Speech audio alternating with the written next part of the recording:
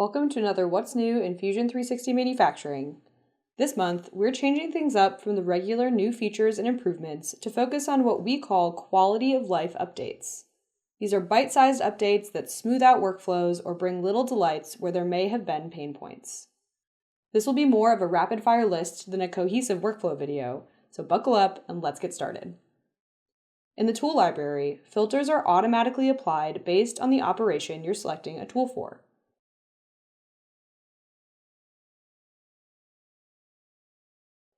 Drag and drop of tools between any tool libraries copies selected tools from the source library to the destination library. In the Information tab on the right side, you can pin pieces of information so they always appear at the top for quick access.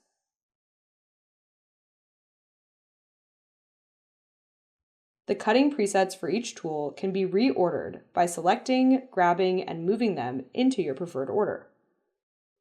We renamed the chamfer mill to engraving/chamfer mill based on user feedback. We also made the default tip diameter 0 inches and added an inclusive angle parameter.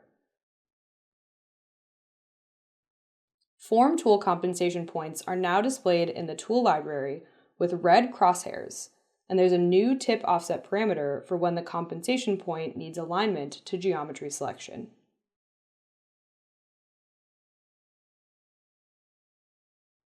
There are a ton of bug fixes for 2D pockets, but one of the most visible improvements is the consistent highlighting, showing the area where the toolpath will be applied, especially for open pockets when stock contours is used.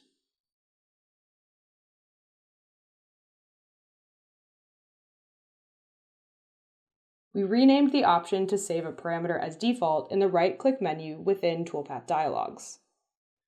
We also moved Make All Defaults to the right-click menu on toolpaths in the browser and renamed it to Save Parameters as Defaults to help reduce accidental clicks. Expressions now have better autocomplete directly within the parameter window with auto capitalization. Compare and Edit can now address setups, NC programs, and cutting presets in the tool library. Machining time for single or multiple selected operations is shown in the bottom right-hand corner of the Fusion 360 canvas. There's a new option in the navigation bar to have the tool used for the active toolpath drawn on the cursor, even when not in a stock simulation. This can be toggled with the shortcut Control or Command T. Also in the navigation bar, the tool, shaft, and holder visibility can be toggled outside of stock simulation. It's now possible to show or hide all toolpaths in a setup, folder, or even when selecting multiple toolpaths. Use the I or the V shortcut key to toggle visibility. In Steep and Shallow, there's a checkbox to exclude flat areas of the model, since these areas are often finished later with a flat end mill. Steep and Shallow also supports lollipop tools when machining undercuts. The threshold angle must be set to 0 degrees to use the Machine Undercuts checkbox.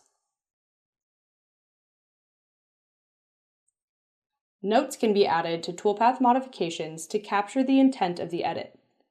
The notes appear as a tooltip when the cursor hovers over the edit in the timeline.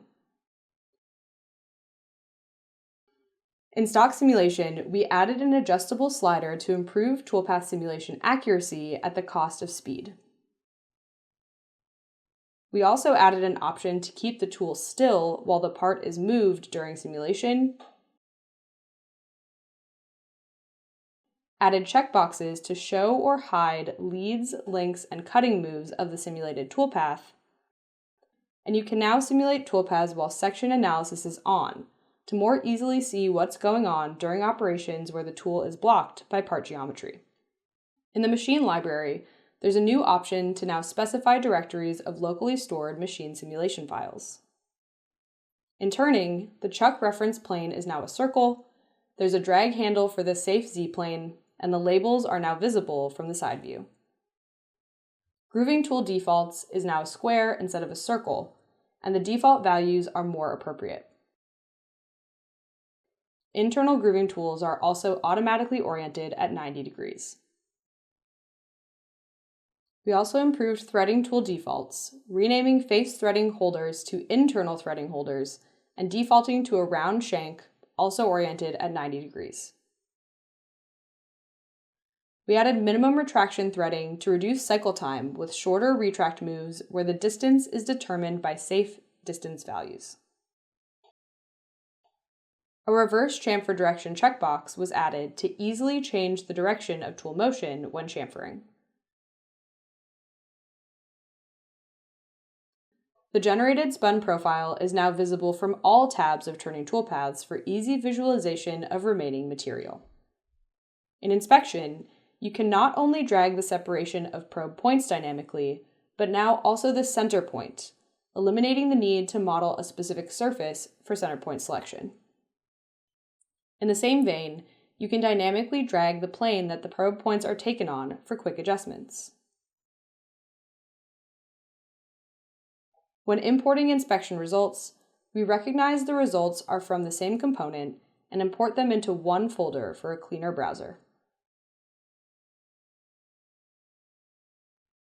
When using override driving work coordinate system in Probe WCS, we now pull this value from the setup and display it in the Probe WCS dialog, so we're always certain what work coordinate system is being used for the update.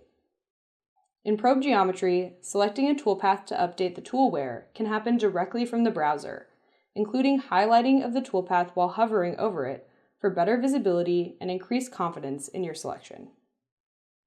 In nesting, sometimes it's preferable to override the material properties of components to nest them on single or separate sheets.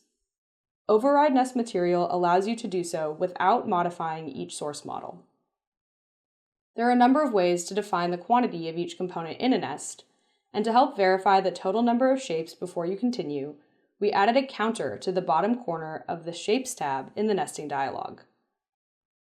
Across nesting dialogs, you can now use Tab to advance to the next cell, Shift Tab to jump to the previous cell, Enter to submit OK, and Escape to cancel out of the dialog. The component sources and compare dialogs also remember their last adjusted size, view selection settings, splitter bar location, column visibility, and other settings per user. Set them once and they'll persist across sessions. 2D profile calculation times are now much more consistent, even with a high number of contours selected. This came with significant reduction in calculation time for all users using 2D profile. We also made some improvements to the load speed when switching between nest visualizations in the browser.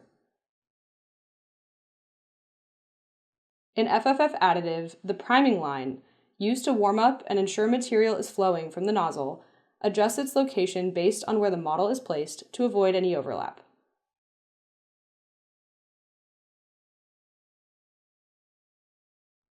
A post-process button was added to the Simulate Additive Toolpath dialog, so you can more quickly navigate to post-processing. In Metal Additive, support volume calculation, now shown in cubic centimeters, takes laser spot size into consideration and gives a more realistic, non-zero value for hatch-based supports.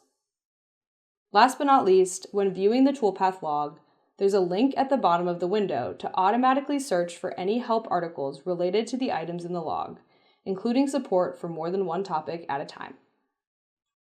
Some of these updates were a long time coming, but we hope you're as excited as we are that we got a chance to address some of your feedback and refine all the features we've been releasing.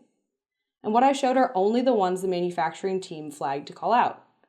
Take a read through the What's New blog for a more comprehensive list, and share your favorite improvements on social media using the hashtag Fusion360HiddenTreasures so we can see what you think. Be sure to like this video if it was helpful, subscribe for more, and we'll see you next time.